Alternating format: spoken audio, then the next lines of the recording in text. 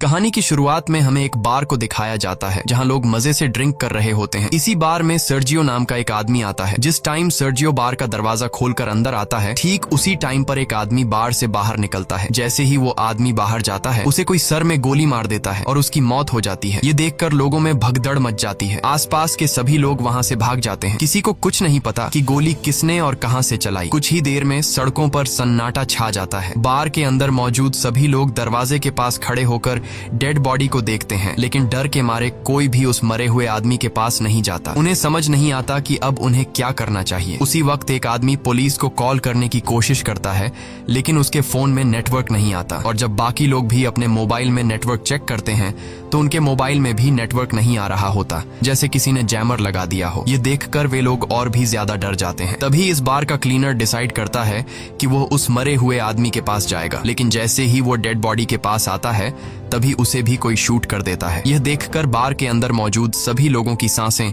गले में अटक जाती हैं और डर के मारे जमीन पर लेट जाते हैं ताकि स्नाइपर उन्हें शूट न कर सके। सभी को एक बात समझ आ जाती है कि बार से बाहर जाने का मतलब अपनी मौत को बुलाना है। वे लोग टीवी ऑन करते हैं ताकि उन्हें पता चल सके कि आखिर यहाँ क्या चल रहा है, लेकिन इस हादसे के बारे में टीवी पर कोई खबर नहीं चल रही होती। वो लोग परेशान हो जाते हैं कि मैड्रिड जैसे बड़े शहर के बीचों बीच 2 लोगों को सड़क पर गोली मार दी गई, लेकिन इसके बारे में टीवी पर कुछ भी नहीं दिखाया जा रहा। जैसे ही उनकी नजर बाहर जाती है तो वहाँ से दोनों लाशें गायब हो चुकी होती हैं और साथ ही उनका खून भी वहाँ से साफ कर दिया गया होता है। सभी को कुछ समझ नहीं आता कि यहाँ क्या हो रहा है। तभी सीटुर कहता है कि मुझे लगता है कि किसी ने हम सबको किडनैप कर लिया है और वो चाहता है कि हम में से कोई भी यहाँ से बाहर ना निकले। तब सर्जियो कहता है कि हो सकता है हम में से कोई एक आतंकवादी हो जिसके पास कोई बॉम्ब हो और सरकार उसे पकड़कर मारना चाहती हो ताकि वो यहाँ से बाहर जाकर पब्लिक प्लेस में ब्लास्ट न कर सके। ये सुनकर एक आदमी जिसका नाम नाचो है, वो चुपके से अपने पैर से एक ब्लैक कलर के बैग को छुपा देता है। ऐसा करते हुए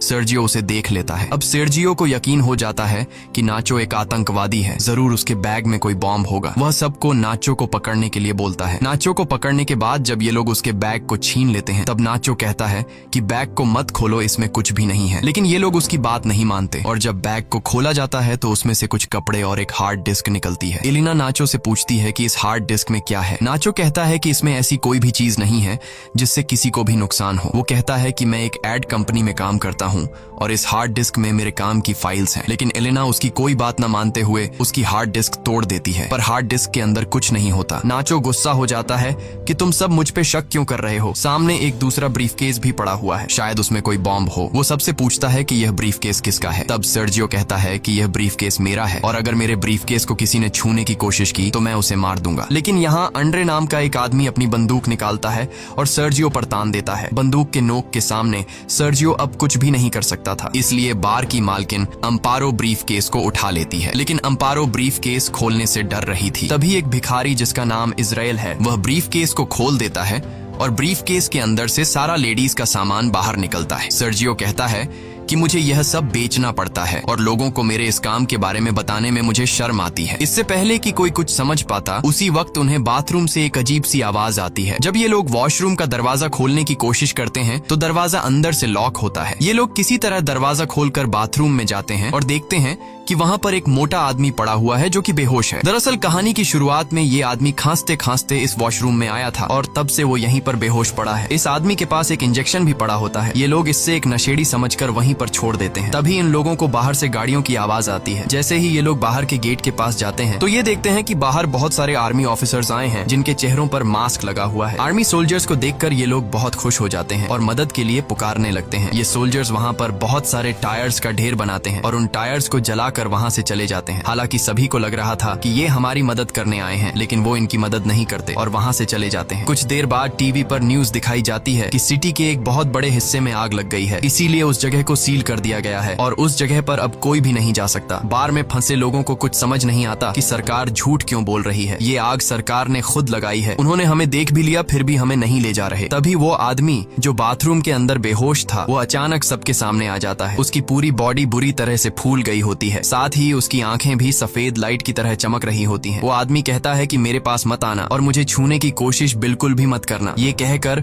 वो आदमी गिरकर मर जाता है और उसके हाथ से मोबाइल भी छूटकर गिर जाता है। तभी इजराइल मुस्कुराते हुए इस मरे हुए आदमी की आंखों पर कॉइन्स रख देता है और कहता है कि हम सब मरने वाले हैं। दूसरी तरफ ये लोग उस मरे हुए आदमी का मोबाइल फोन उठा लेते हैं और देखते हैं कि ये आदमी तो एक आर्मी ऑफिसर था। इस आर्मी ऑफिसर के फोन में कुछ फोटोज होती हैं जिनमें लोगों ने वायरस से बचने वाले सूट पहने होते हैं। ये देखकर नाचो समझ जाता है कि ये जो आदमी मरा है ये इन्फेक्टेड था और इन्फेक्शन से इसकी जान चली गई है और हो सकता है कि शायद अब यहाँ और भी लोग इन्फेक्टेड हो गए हों और सरकार हमें इसलिए यहाँ से बाहर जाने नहीं दे रही ताकि हमारी वजह से बाहर की दुनिया में इन्फेक्शन न फैल सके। इसलिए गवर्नमेंट ने इस जगह को सील कर दिया है और सरकार हमें किसी भी कीमत पर यहाँ से बाहर जाने नहीं देगी। उनकी नजर अभी भी हम पर है और अगर कोई भी यहाँ से बाहर जाएगा तो वो लोग उसे मार गिराएंगे, इसलिए हमें अंदर से ही मदद बुलानी पड़ेगी। तब नाचो इस आदमी के मोबाइल फोन से सिग्नल लाने की कोशिश करता है और वो एक टेबल पर चढ़कर सिग्नल लाने के लिए फोन को ऊपर करता है तो उसके मोबाइल में नेटवर्क आ जाता है। वो ये बात सबको बताता है कि मोबाइल में नेटवर्क आ चुका है। नाचो अपने एक दोस्त को कॉल करता है। नाचो का दोस्त नाचो से कहता है कि तुम जल्दी से किसी भी मीडिया वाले को कॉल करके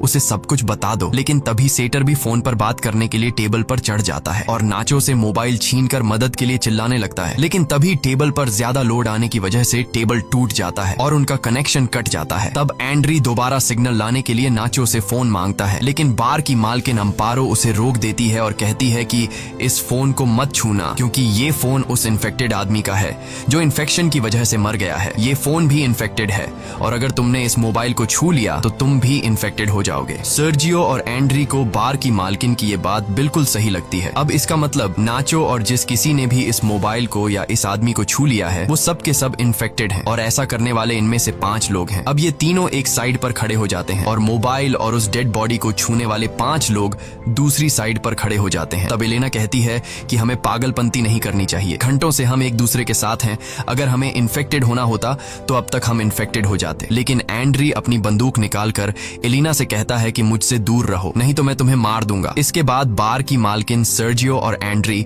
सभी को अपनी बंदूक से धमकाता है और कहता है कि तुम सब नीचे बंकर में चले जाओ और हम तीनों को यहीं पर छोड़ दो ताकि तुम्हारी वजह से हम लोग इन्फेक्टेड न हो जाए और अपने साथ इस इन्फेक्टेड डेड बॉडी को भी नीचे बंकर में ले जाओ। ये पांचों ऐसा करने से इनकार कर देते हैं, लेकिन तभी एंड्री गोली चलाता है जिसके बाद इन लोगों को मजबूरन उनकी बात माननी पड़ती है और ये सभी पांचों लोग डेड बॉडी को लेकर नीचे बंकर में चले जाते हैं और उनके पीछे बंकर का दरवाजा ऊपर से बंद कर दिया जाता है। अब ऊपर बस 3 लोग बचे हुए हैं। नीचे बंकर में मौजूद 5 लोग बहुत ज्यादा परेशान होते हैं। तभी ट्रिनी नाम की एक औरत की तबीयत अचानक बहुत ज्यादा खराब हो जाती है। वो सीढ़ियों पर चढ़कर बाहर के 3 लोगों को चिल्ला चिल्ला कर दरवाजा खोलने के लिए कहती है, लेकिन कोई उसकी बात नहीं सुनता। सीढ़ियों पर खड़ी होकर दरवाजे को मारने के दौरान ट्रिनी का बैलेंस बिगड़ जाता है और वो नीचे गिर जाती है, लेकिन गिरते दौरान उसका पैर वहाँ पास रखे बॉटल्स के क्रेट्स पर लग जाता है जिससे वो बॉटल्स भी नीचे गिरकर टूट जाते हैं। बॉटल्स के अंदर मौजूद पानी एक साइड पर बहने लगता है जिससे इन 5 को अंदाजा हो जाता है कि जरूर यहाँ से नीचे बाहर जाने का कोई रास्ता है। जब ये लोग वहाँ पर पड़े गट्टों को हटाते हैं तो नीचे उन्हें एक ड्रेनेज नजर आता है। इसका मतलब ये लोग वहाँ से पानी के रास्ते से होते हुए